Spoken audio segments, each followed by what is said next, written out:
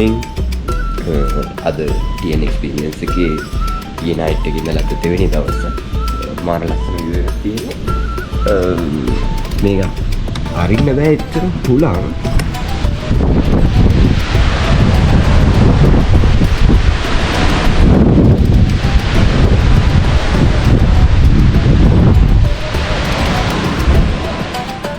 මාර ලස්සනයි.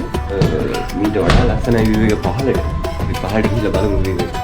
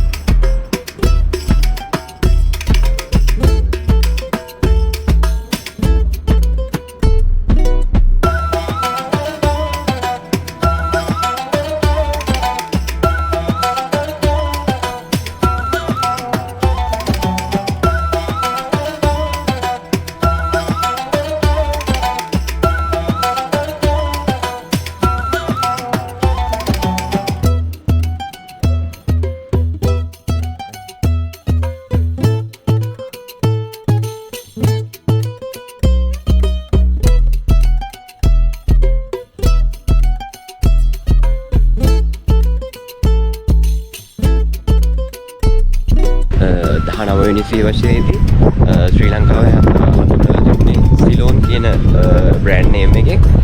ඊට පස්සේ ඒ කාලේ ලංකාවේ ප්‍රචලිතම බොග වගාව වුණේ කෝපි වගාවට දිලීර රෝගයක් ආවට පස්සේ කෝපි වගාව ටික ටික ලංකාවෙන් ඈත් වෙන්න පටන් ගත්තා.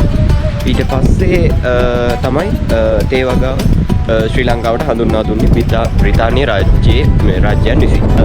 ඊට පස්සේ 1860 වර්ෂයේදී ජේම්ස් ට්‍රේලර් විසින් ශ්‍රී ලංකාවට තේ වගාව හඳුන්වලා දුන්නා. ඒක තේ වගාව හඳුන්වලා දීමත් එක්ක කඳුබර ආශ්‍රිත ප්‍රදේශවල ලංකාවේ සෑහෙන තේ වගාව ප්‍රචලිත වුණා.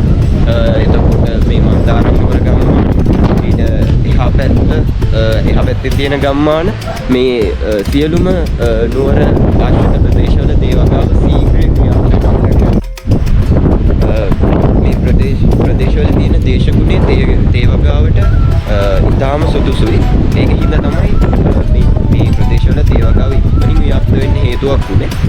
ඉතින් ওই විදිහට අද වෙනකොට මේ ප්‍රදේශ මුළුමනින්ම තේ වගාවේ ශාස්ත්‍රීය වෙලා තියෙනවා. තේ වගාවේ ශ්‍රී ලංකාව සිලෝන් නාමයෙන් මුළු ලෝකෙම ප්‍රචලිත වෙන්න හේතුවක් තමයි මේ වගේ ප්‍රදේශවල තේ වගාව ව්‍යාප්ත වෙන්නේ. තේ වගාව ගැන කතා කරනකොට උඩරට දුම්රිය මාර්ගය ගැන අපිට කතා නොකර ඉන්න බෑ.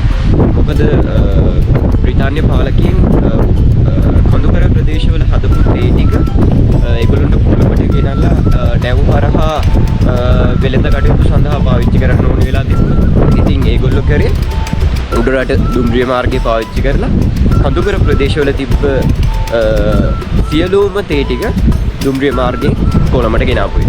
කොළඹට ගෙනල්ලා ඉවර වෙලා ඒ තේ නැව් මාර්ගයෙන් අනිත් රටවල් වලට ව්‍යාප්ත කරා. විශාල ශ්‍රම බලකායක් ලංකාවට ඕන වෙලා තිබුණා. ඒ ශ්‍රම බලකායත් එක්ක ලංකාවට අවශ්‍ය කරන ශ්‍රම බලකාය ඒ වෙද්දි ලංකාවේ හිටියේ නෑ. බ්‍රිතාන්‍යයන් විසින් ඊට පස්සේ දකුණු ඉන්දියාවේ විශාල ශ්‍රම බලකායක් එක්ක නැව්ගත කරලා ලංකාවට ගෙනල්ලා ඒගොල්ලොන්ට මේ තේ කර්මාන්තය උගන්නලා ඒගොල්ලොන්ගේ ශ්‍රමය මේ දායකත්වය මේකට ගත්තා.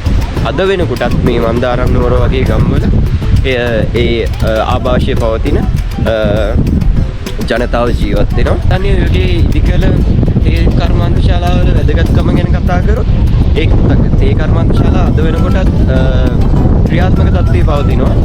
මේ වගේ TN එක්ස්පීරියන්ස් තේ ෆැක්ටරි එක වගේම තවත් විශාල තේ කර්මාන්ත ශාලා ප්‍රමාණයක් ඔපරේට් වෙන මට්ටමේ තියෙනවා.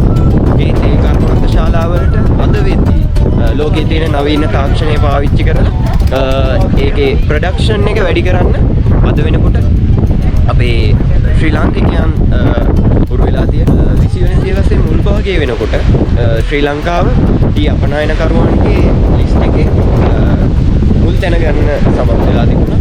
ඉතින් ලංකාවේ තේ සිලෝන් ටී නාමය ලෝක වෙළඳ පොලේ විශාල මිල ගණන් වල අලෙවි වෙන මට්ටමට ලංකාවේ හිටපු ශ්‍රම බලකාය වගේම ලංකාවේ මිනිස්සුන්ට ඒ ලෙවල් එකට අපේ තේ ප්‍රොඩක්ටිවිටි එක ගේන්න පුළුවන් වෙලා තිබුණා.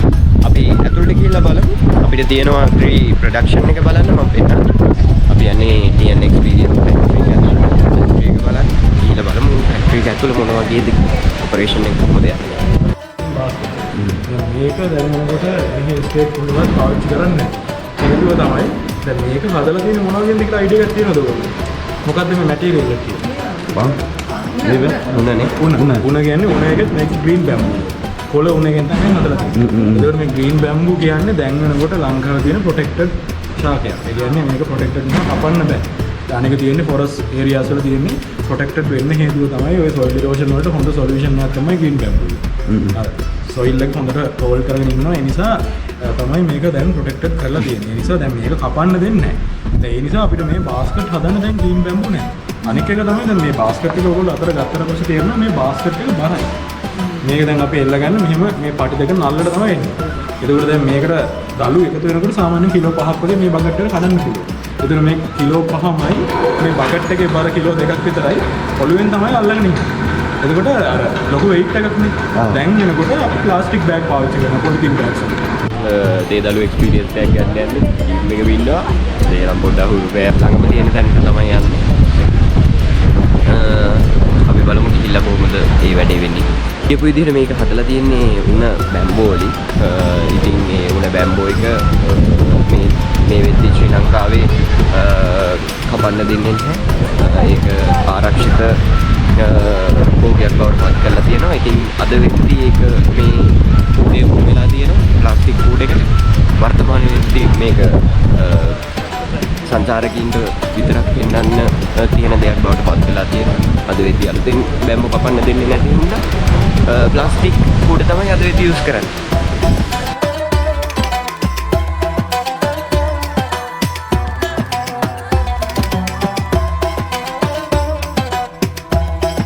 ඉතින් මේ විදිහට leaf to cup experience එකට අපි තේවත්ත මැදින් යනවා.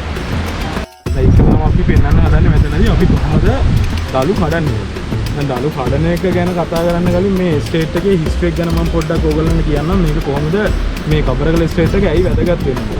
අතර මේක ලංකාවේ තියෙන පරණම ටී ස්ටේට් වලින් එකක්. ඒතර මේ ස්ටේට් එක 1870s වල තමයි හදලා තියෙන්නේ. ඒතර 1870s කියන්නේ ලංකාවේ ටී කියන එක පටන් ගත්ත කාලය. ඒ කියන්නේ කල්ටිවේෂන්ස් පටන් ගන්නේ 1867. එතකොට මේක ඊට පස්සේ අවුරුදු 3කින් පස්සේ පටන් ගත්ත ප්ලාන්ටේෂන් එකක් තමයි කබරගල එස්ටේට් එක. දැන් මේ ප්ලාන්ටේෂන් එකේ නම කබරගල වෙලා තියෙනවා. ඒතකොට මේක ඇත්තනම කබරගල්ල. ඩබල් එල් එකක් තමයි තියෙන්නේ. ඔයගොල්ලන්ගේ රූම්ස් වල තියෙන පේපර් ආටිකල් එකක් තියෙනවා මේ ඩිස්ප්ලේ එකවල. ඒකේ තියෙනවා නම තියෙන්නේ කබරගල්ල කියලා. දැන් කබරගලවල් ගොඩක් තියෙනවා. දැන් මේකත් කබරගල, වත්තේගම පැත්තේ කබරගලක් තියෙනවා, නාවල පිටියත් කබරගලක් තියෙනවා. හැබැයි ඒක දැන් මේක ඇත්තනම රියල් නේම් එක කබරගල්ල ඩබල් එල් තමයි තියෙන්නේ. දැන් අපි මොනවා හරි ඇඩ්වර්ටයිස්මන්ට් වලට හරි මාකටිං වලට හරි පාවිච්චි කරනවා නම් කබරගල කියලා නෙමෙයි කබරගල්ල කියලා තමයි පාවිච්චි කරන්නේ. දැන් අපි කට්ටිය ප්‍රොනවුන්ස් කරන එක ටිකට ගිහිල්ලා ඒකේ පොඩි මිස්ටේක් එකක් තමයි මේ කරගෙන තියෙන්නේ. දැන් මේ එස්ටේට් එක සම මේ ටී ෆැක්ටරි එක දෙකම අවුරුදු 150 කට පරණයි. දැන් මේ අපි ඉන්න ටී ෆීල්ඩ් එක දැන් මේක අවුරුදු 35ක් 40ක් විතර වයස ටී බුෂස් තමයි මේ තියෙන්නේ. මේගොල්ලන්ට එච්චර ලොකු වයසක් නැහැ. ඒකට දැන් අර පල්ලින අර හරිය තියෙන ටී බුෂස් ඔයගොල්ලන්ට පේන්නේ නිකන් බෝල් ෂේප්, රවුන්ඩ් ෂේප් බුෂස් තියෙනවා. මේ එම්ප්ටි ස්පේසස් තියෙනවා. ඒ කියන්නේ මේ ළඟ ටී නැහැ. ස්පේසස් ගොඩක් තියෙනවා. ඒකට හේතුව තමයි මේ ප්ලාන්ටේෂන් ඒරියා එක තමයි මේ ස්ටේට් එකේ පරණම කොටස. අවුරුදු 150කට වඩා පරණයි. ඒතකොට ඒව හදලා දෙන බ්‍රිටිෂ් කට්ටිය. දැන් මේවා අපේ ලංකාවේ කට්ටිය හදපු ටී තමයි මේ තියෙන්නේ. දැන් ඒතකොට දැන් අපේ ෆැක්ටරි එකේ අපි අද පෙන්වන්න හදන්නේ ඔයගොල්ලන්ට කොහොමද බ්ලැක් ටී මැනුෆැක්චරින් වෙන්න කියලා. හැබැයි ලංකාවේ බ්ලැක් ටී විතරක් නෙමෙයිනේ හදන්නේ. ග්‍රීන් ටී හදනවා, වයිට් ටී හදනවා, ගෝල්ඩන් ටී මම ඊයේ වැරයිටි එක පෙන්නුවා. ඒක හදනවා. එතකොට ඒ වගේ ගොඩක් වැරයිටිස් ලංකාවේ හදනවා. හැබැයි ලංකාව ගොඩක්ම ප්‍රසිද්ධ ලංකාවේ හදන බ්ලැක් ටී එක. අයි ලංකාව බ්ලැක් ටී වලට ප්‍රසිද්ධ. අයි අපි ග්‍රීන් ටී හදන්නේ නැත්තේ. අයිඩියා එකක් තියෙනවද කාට හරි අයි අපි ග්‍රීන් ටී කරන්නේ නැත්තේ? අයි අපි බ්ලැක් ටී විතරක් කරන්නේ. හේතුව තමයි අපේ ලංකාවේ තියෙන ක්ලයිමේට් එක. අපේ මෙහි තියෙන ක්ලයිමේට් එක හරියන්නේ ගොඩක්ම බ්ලැක් ටී වලට. මොකද අපේ බ්ලැක් ටී එකේ ෆ්ලේවර් එක ගන්න අමාරුයි කිසිමකට. දැන් අපි උදාහරණයකට කෙන්යා ගත්තොත් කෙන්යා තමයි ලොකුම ප්‍රොඩියුසර් ඉන්නේ කෙන්යා. එයාලා තමයි ගොඩක්ම තේ හදන්නේ. හැබැයි කෙන්යා වල හදන තේ එක ලංකාවේ තේ එක ළඟින් තියන්නවත් බෑ. හේතුව අපේ එක ප්‍රීමියම් ක්වොලිටි එක එන්නේ අපි ගාව මේ තියෙන වැරයිටි එක අපි ඊට පස්සේ මෙතන මැනුෆැක්චරින් කරන්න පාවිච්චි කරන මැෂින්ස් ෆැක්ටරි එක ඇතුලේ සේරම දේවල් වෙනස් වෙනවා. විශේෂම දේ තමයි ලංකාවේ දළු කඩන්නේ අතින්. හැබැයි අනික් රටවල දළු කඩන්නේ මැෂින් වල. දැන් මේ ස්ටේට් එකේ කතාව පොඩ්ඩක් වෙනස්. මොකද මෙහි දැන් මැෂින් පාවිච්චි කරනවා. හැබැයි සමහර ස්ටේට් තියෙනවා ගොඩක් 175කට වඩා තාම අතින් තමයි දළු කඩන්නේ. දැන් දළු කඩනකොට මෙන්න මේ විදිහට තමයි ඔයගොල්ලෝ දළු කඩන්න ඕනේ. මේකේ ඔයගොල්ලන්ට පේනවා ඇති. දැන් මෙතන මේ තියෙන්නේ සෙකන්ඩ් ලීෆ් එක. මේක ෆස්ට් ලීෆ් එක, මේ තියෙන බඩ් එක. මේ පාර්ට්ස් ටික පාවිච්චි කරලා තමයි අපි බ්ලැක් ටී හදන්නේ. ඒතකොට ග්‍රීන් ටී හදන්නේ මොකද? නෑ. ඒකවල සමහර කට්ටිය හිතනවා ග්‍රීන් ටී හදන්න වෙනම වැරයිටි එකක් පාවිච්චි කරනවා. එහෙම නැත්නම් වෙනම කියන්නේ දැන් අපි මේ පාවිච්චි කරන වැරයිටි එක නෙමෙයි ග්‍රීන් ටී කියන වෙන එකක් කියලා හිතන්නේ. හැබැයි එහෙම නෙමෙයි ග්‍රීන් ටී වලට ගන්න මෙන්න මේ ෆස්ට් ලීෆ් එක බඩ් එක විතරයි. මේ දෙක අරගෙන තමයි අපි ග්‍රීන් ටී හදන්නේ. එතකොට වයිට් ටී එහෙම නැත්නම් සිල්ලර් ටිප්ස් වලට ගන්නේ මේ බඩ් එක විතරයි. ඒ නිසා තමයි වයිට් ටී එක ටිකක් එක්ස්පෙන්සිව්. මේක එක්ස්පෙන්සිව් වුණාට මාකට් එකේ ඩිමාන්ඩ් එකක් නැහැ. මොකද මේවා කවුරුවත් බොන්නේ නැහැ. දැන් ඔයගොල්ලෝ ගෙවල් වලදී සිල්ලර් ටිප්ස් ගෙනල්ලා බොන්නේ නැහැ නේ. බ්ලැක් ටී නේ බොන්නේ. ඒ වගේ අර බ්ලැක් ටී වලට තමයි ලොකුම ඩිමාන්ඩ් එක තියෙන්නේ. ලංකාවේ අපි හදන බ්ලැක් ටී සාමාන්‍යයෙන් ගොඩක් මිලයි. අපේ මාකට් එකට එන්නේ නැහැ. ගොඩක් ගලක් ඒවා එක්ස්පෝර්ට් කරනවා. එක්ස්පෝර්ට් මාකට් එකට ගන්න තියෙනවා ගොඩක් එක්ස්පෙන්සිව් ටී ග්‍රේඩ්ස් තියෙනවා. ඒවා ලංකාවේ හදනවා. දැන් අපි දළු කඩනකොට මේ විදිහට අතින් කඩලා අරගෙන මේ බකට් එකට මේ විදිහට විසිකරන එක තමයි කරන්නේ. දාන එක තමයි කරන්නේ. එතකොට දැන් මේ මැෂින් එකෙන් ප්ලග් කරපුවම වෙන්නේ දැන් මේ තියෙන මැෂින් ප්ලග් කරපු ටී බුෂ් එක. දැන් මේකේ දළු තියනවාද? මේකේ මුකුත් නැහැ නේද? දැන් මේකේ මේ සම්පූර්ණයෙන්ම කරන්නේ මෙහෙම අල්ලගෙන යනවා. මේ වගේ ලේයර් එකක් වලින් මේක කට් වෙනවා. හැබැයි අපි අතින් දළු කැඩුවොත් අපිට දවස් 7න් 4 දළු කඩන්න පුළුවන්. ඒ කියන්නේ දැන් අද මෙතන හැදුවොත් ඊළඟට ආයෙ දවස් 7කින් ආයෙ මේකේ දළු හැදෙනවා. හැබැයි මැෂින් එක දැම්මොත් වෙන්නේ දවස් 30කට දළු නැති වෙනවා. ඒ කියන්නේ ඒකට හේතුව තමයි දැන් මේ බුෂ් එකේ ජෙනරේෂන් 4ක දළු තියෙනවා. මෙන්න මේ වගේ පොඩිම කට්ටිය. දෙවෙනි කට්ටිය. 3 කඩන මට්ටමේ 4 ජෙනරේෂන්. ඒතර දැන් අද අපි 4වෙනි ජෙනරේෂන් එක විතරයි කඩන්නේ අතින් කැට. 3වෙනි එක්කෙනා ඊළඟ දවස් 7න් 4වෙනි මට්ටමට ලොකු වෙනවා. පළවෙනි ජෙනරේෂන් එක හැදෙනවා. හැබැයි මැෂින් එක දැම්මම පළවෙනි ජෙනරේෂන් එකේ ඉඳලා 4වෙනි ජෙනරේෂන් එකට කැපෙනවා. එතකොට ජෙනරේෂන් 4ක ගැප් එක 7ව 4ක් කියන්නේ දවස් 28ක් නේ. දවස් 30ක් වගේ යනවා ආයෙ දළු ටික මේ මට්ටමට හැදිලා එන්නේ. ඔය ප්‍රශ්න දැන් මේ කබරගල ස්ටේට් එකේ තියෙනවා. මේක තමයි ඔය ඒවල තියෙන ප්‍රශ්නේ. දැන් අපි ෆැක්ටරි ගියාම බලන්න පුළුවන් අපිට ඇවිල්ලා තියෙන දරුවෝ ක්වොලිටි එක මොනවා වගේ තියෙන මැෂින් ප්ලග් කරවම මොකද්ද වෙන්නේ කියලා.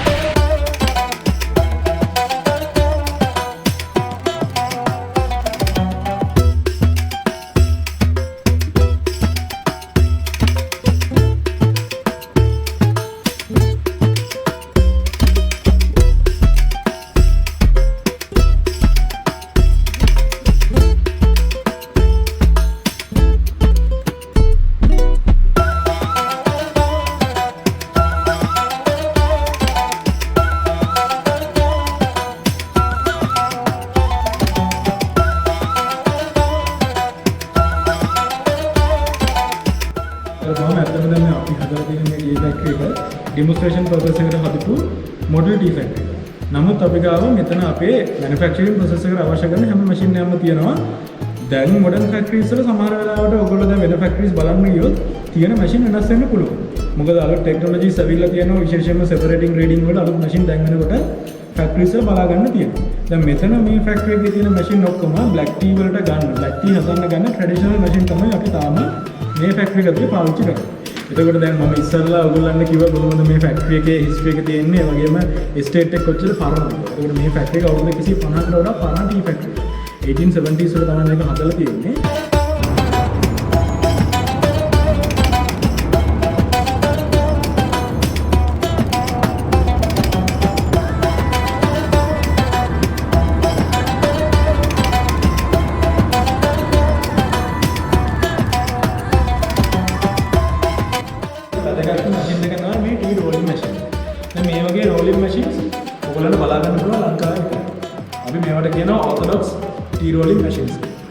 දැන් අපේ ටී පැකට්ස් වල ගහලා තියෙනවා කවර් වල ඕර්තොඩොක්ස් බ්ලැක් ටී. අපි ඕර්තොඩොක්ස් බ්ලැක් ටී තමයි ලංකාවේ හදන්නේ. එතකොට අනික් රටවල මොනවද හදන්නේ? අනික් රටවල හදන්නේ ඕර්තොඩොක්ස් බ්ලැක් ටී නෙමෙයි. අනික් රටවල හදන්නේ CTC බ්ලැක් ටී. ඒතර ඒගොල්ලෝ පාවිච්චි කරන රෝලින් මැෂින් එකේ තියෙන ටෙක්නොලොජි එක වෙනස්. දැන් ලංකාවේ මේ මැෂින් එක පාවිච්චි කරන එකම හේතුව තමයි දැන් අපි ගාව අපි හදන්නේ ටිකක් ප්‍රීමියම් ක්වොලිටි තියෙන පොඩි ක්වොන්ටිටි එක.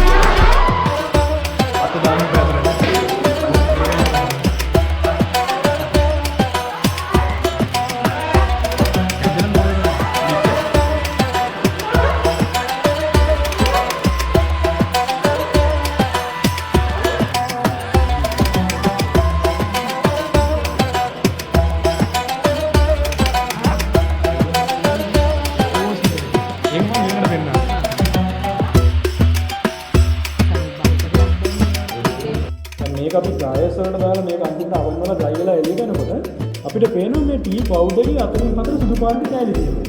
ඒ තියෙන්නේ මෙන්න මේ ස්ටෙම් වල තියෙන මොයිස්චර් ගල් වෙනකොට මේකේ තියෙන ෆයිබර් ගතිය පේන්න ගන්නවා. එතකොට ඉතින් අපි තව මැෂින් ක්ලිපර් පාවිච්චි කරලා මේක ආයෙ සෙපරේට් කරනවා අර පොඩි පොඩි ස්ටෙම්. ඉතින් මේකේ අර ගොඩක් වෙලාවට ස්ටෙප් පර්සන්ටේජ් එක වැඩි වුණාම තමයි මේක වෙන්නේ. ඉතින් මැෂින් දැම්මම වෙන දේ ඕක තමයි. අතින් කැඩුවා නම් මේක අපිට සෑහෙන දුර අඩු කරගන්න පුළුවන්. අතින් කැඩුවත් අර ටෙන්ඩර් ලීෆ් එක විතර නෙමෙයි. මේක ටෙන්ඩර් ලීෆ් නේ නැචරලි ඒක ඔක්කොම තියෙනවා. ඒක ඉතින් අර ස්ටෙම් වෙන පර්සන්ටේජ් එක වැඩි වෙනවා.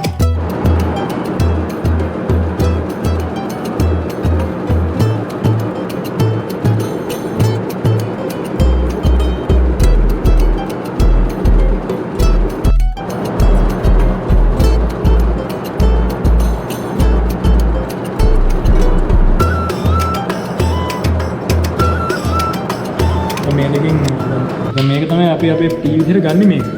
ඒතර මේකට මොකද කරන්නේ? මේක අපි කොම්පෝස්ට් කරනවා. කොම්පෝස්ට් වල තමයි මේක ගන්න. දැන් මේක අපි කොම්පෝස්ට් කරලා අනිත් ෆැක්ටරිස් වල මේවා කොම්පෝස්ට් වෙන්නේ. මේ ඉස්සරහම අර ලෝ ක්වොලිටි නෝ හදලා තියෙන්නේ. දැන් ඊළඟට මේක තමයි අපේ දැන් ගොඩක් අය දන්න දෙයක් තමයි දැන් මාකට් එකේ ගන්න ටී වල අපි දැන් ප්‍රසිද්ධ ග්‍රේඩ් එකක් ගමුකෝ BOPF එක. කොහොමද දන්නේ BOPF කියපුවම? BOPF කියන එක සාමාන්‍ය පවුඩර් ග්‍රේඩ් එකක්. එතකොට මේ පවුඩර් එක ඇතුලේ BOPF එක තියෙනවා. මේකත් එක ග්‍රේඩ් එකක්. මේක ග්‍රේඩ් වික්ෂ එකක් තමයි මේක තියෙන්නේ. අපි අන්තිමට තමයි මේක එක ග්‍රේඩ් වල ග්‍රේඩ් කරන්නේ. පාටිකල් සයිස් එක. එතකොට දැන් මේක BOPF එක තියෙනවා. දැන් අපි මේක කොම්පෝස් කරාට අනිත් ෆැක්ටරිස් වල මේක සෙකන්ඩ් කට් එකකට යනවා. මේක ආයෙ කට් කරනවා. මේ වගේම රට දෙන්න එකට ආයෙ. සෙකන්ඩ් කට් එකෙන් හැදෙන එකේ ඇතුලේ POPF තියෙනවා. හැබැයි ඒක second quality. Third cut, fourth cut විතර කට් හතරකට මේකෙන් කට් කරනවා. අපි අද කඩපු දාලු. දැන් මේ තියෙන්නේ අපි ඊළඟට දැන් අර විදරෙන් එකෙන් පස්සේ එන කලයක තමයි මේ තියෙන්නේ. දැන් මේ තියෙන්නේ රෝලින් එකෙන් පස්සේ. මේ තියෙන රොටර් එකෙන් කට් කරලා ගත්ත එක මේ තියෙන දැන් සාමාන්‍ය විනාඩි 20ක් විතර ගියාට පස්සේ මේ දෙකේ කලර් එකේ පොඩි වෙනසක් තියෙනවා. මේක ටිකක් ඩාර්ක් කියලා පේනවා. ඩාර්ක් කරනවා. දැන් මේ කලර් එක චේන්ජ් වෙන්නේ ගොඩක්ම දැන් මේකේ චේන්ජ් වෙන පටන් ගන්න මේ රෝලින් එකෙන් පස්සේ. පේනවනේ දැන් මේකේ මේ දෙකේ එච්චර ලොකු වෙනසක් නැහැ. මේකෙන් පස්සේ ඒක ඩාර්ක් වෙන්න පටන් ගන්නවා. මේක එක්සැම්පල් වලින් අයිඩෙන්ටිෆයි කරගෙන වෙනම කලර්ස් වලට සෙපරේට් කරනවා. දැන් අපි ගාව කලර් සෙපරේට් එකක් නැහැ. මොකද කලර් සෙපරේට් එකක් කෝටි 20ක් විතර වෙනවා. මම දැන් පවුඩර් එක රිලීස් කරනවා. දැන් ඔයගලන්ට පේන්නේ නැති මේ white color stem එක උඩට තික් කරගන්න.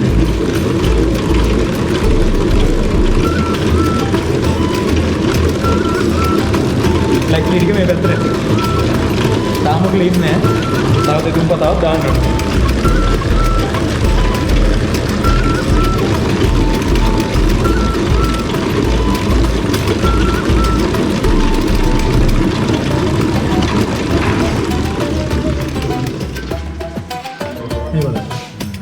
සම්පූර්ණ මේ white color stem එක තමයි මේ ක්‍රීමේ ඇවිල්ලා තියෙන්නේ.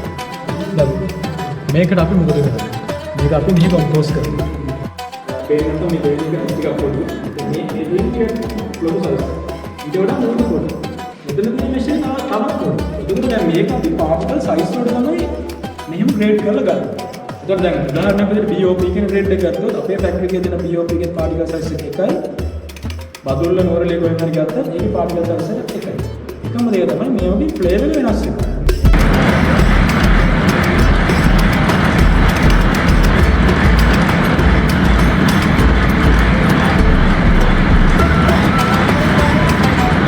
මේ තියෙන ඩස් නම්බර් 1 ග්‍රේඩ්.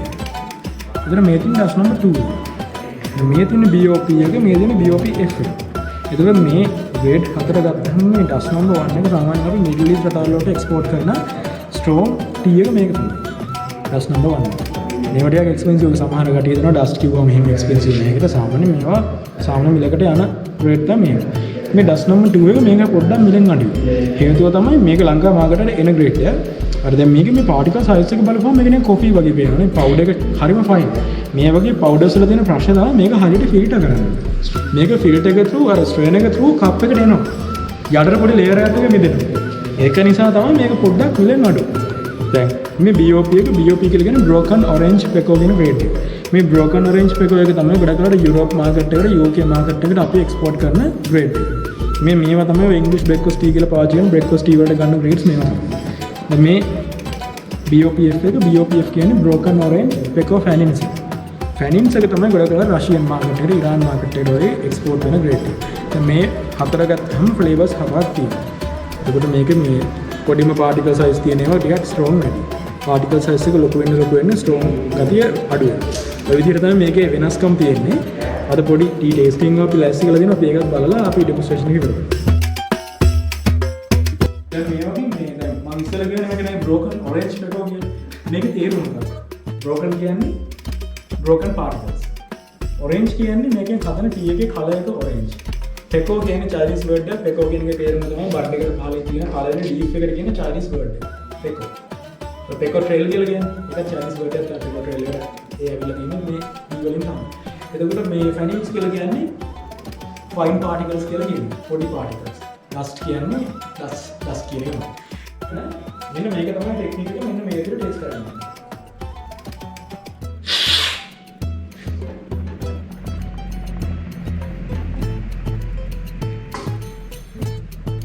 මේක තමයි ටෙක්නික්.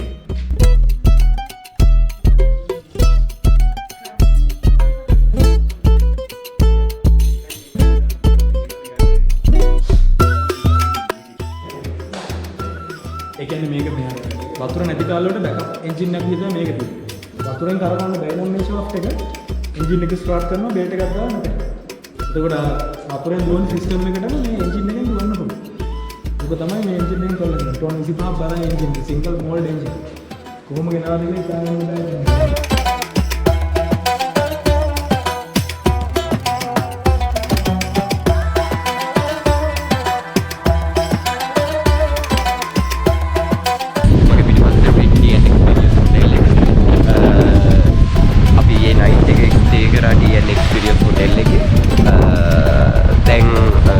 තකින් අපි චෙකවුට් වෙනවා. මාර ලස්සන view එකක් තියෙනවා. ඊපස්සෙන් පේන්නේ ඒ view එක උලඟ සැරයි.